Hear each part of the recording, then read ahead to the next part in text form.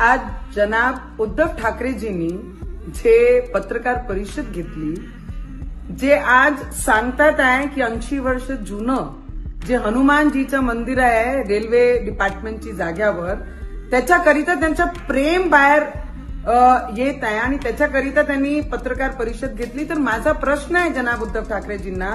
की जेव्हा तुम्ही मुख्यमंत्री होतात, मी मुंबईमध्ये येऊन जेव्हा फक्त एवढंच म्हटलं होतं की मी हनुमान चालिसाचं पठण करेन, मी आणि रवीजींनी, तेव्हा तुम्ही अत्याचार केला, 14 दिवस जेलमध्ये ठेवला, लॉकअपमध्ये ठेवला, देशद्रोह कलमा लावल्या, तेव्हा हनुमानजी आणि हनुमान चालिसा का आठवली नाही आणि हिंदुत्व का आठवलं नाही? आज विधानसभाचं असं उत्तर या महाराष्ट्राची जनतानी आपल्याला दिलं, तेव्हा आमचा झेंडा आणि आमचं हिंदुत्व, अरे आपली लायकी नाही आहे आमचे देशाचे प्रधानमंत्रीजी बद्दल बोलायची आणि आपली लायकी नाही आहे की आमचे देवेंद्र फडणवीसजी ऍज अ मुख्यमंत्री जे सगळे हिस्ट्री या महाराष्ट्रामध्ये त्यांनी मोडले असे देवेंद्र फडणवीसजीवर बोलायची। आपण म्हणत आहे बांगलादेशवर जे अत्याचार होत आहे, मला तुम्हाला एक प्रश्न विचारायचा आहे, जेव्हा सगळे हिंदू